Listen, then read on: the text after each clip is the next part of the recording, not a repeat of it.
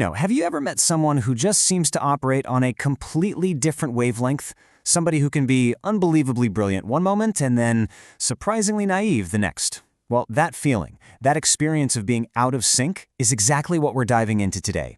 It's a phenomenon called asynchronous development, and it's a core trait for so many gifted individuals that, honestly, explains so much about their inner world. This gets right to the heart of it, doesn't it? It's a paradox that drives parents and teachers crazy. And, most of all, the person who's actually living it. And let's be clear, this isn't about laziness or not trying hard enough. No, it's about a fundamental mismatch in how different parts of their mind are developing. And that mismatch, that's what creates what we call the out-of-sync experience. It's this internal friction that can really define a person's entire life, shaping both their biggest challenges and, believe it or not, their most incredible strengths.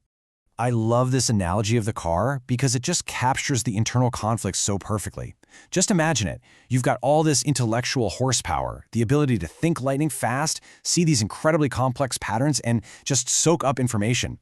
But the systems that are supposed to control all that power, your emotional regulation, executive functions, social skills, they're developing at a totally different and often much slower pace. That is the constant, frustrating reality of asynchrony. So, let's get a little more formal for a second. What exactly is this phenomenon? We're going to look at some of the key definitions and theories that really help us understand the mechanics behind this whole experience. So here it is, the foundational definition from the Columbus Group, who really pioneered this whole concept. It's not just about being smart, it's about the unevenness of it all.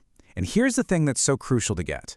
The more gifted a person is, the wider and more profound this gap can actually become.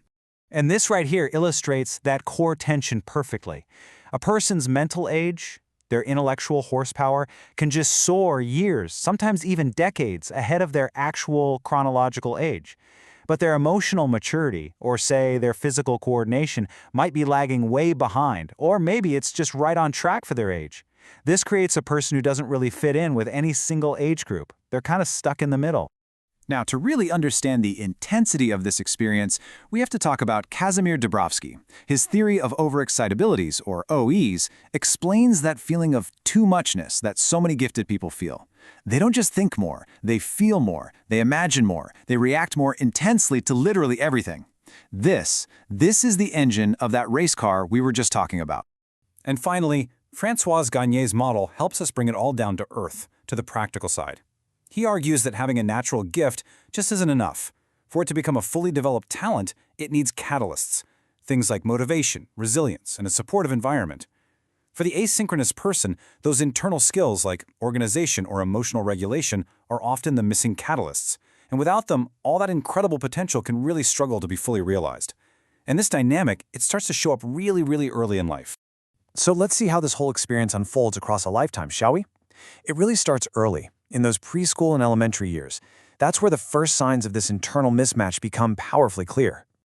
This quote just nails it, doesn't it? A little kid can see this magnificent, complex castle in their mind, complete with all the engineering details, but their hands just can't make the blocks or the crayon do what their brain wants. And to them, this isn't just a small frustration. It can feel like a deep, profound failure.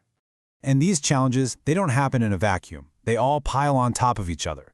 That gap between their vision and what they can actually do leads to these intense meltdowns. That's Dabrowski's emotional overexcitability right there, which adults often just see as immaturity. And that misunderstanding can lead to social isolation, because the kid just feels like nobody really gets what's going on inside their head.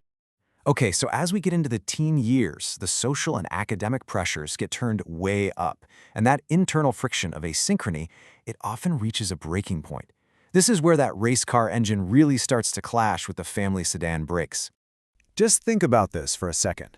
A teenager might be able to grasp the complexities of, say, geopolitical conflict or existential philosophy, but their prefrontal cortex, the part of the brain in charge of planning and stress management, is still very much under construction.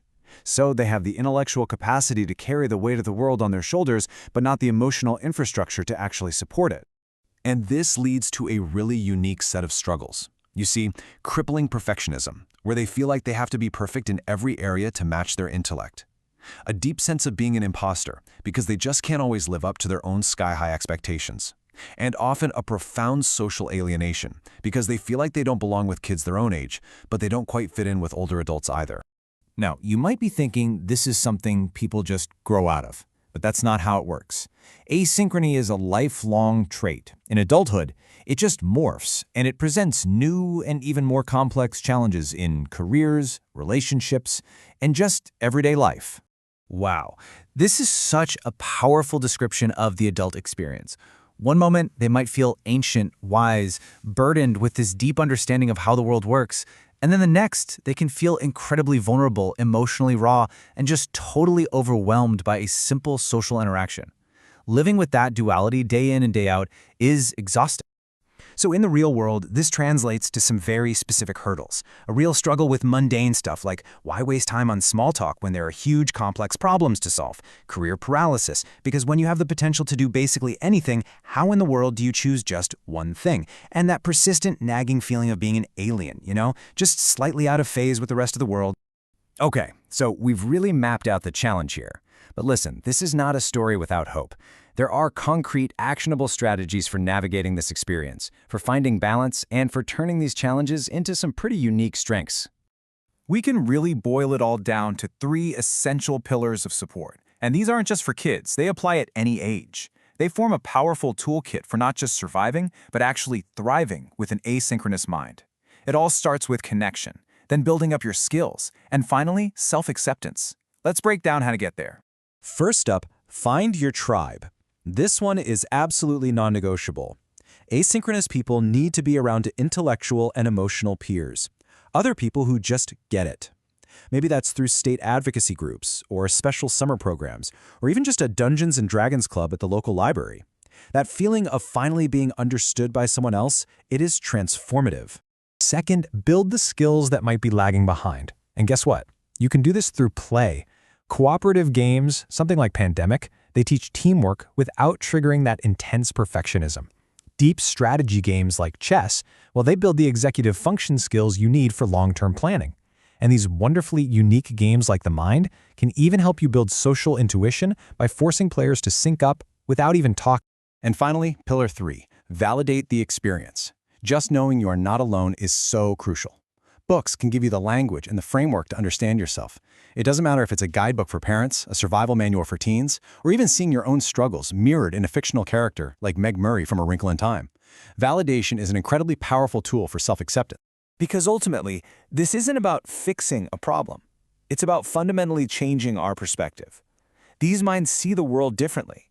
They have the potential for incredible creativity, empathy, and innovation. So the real question isn't how we make them fit into our world, but how we can reshape our world to harness the incredible power of their unique way of being.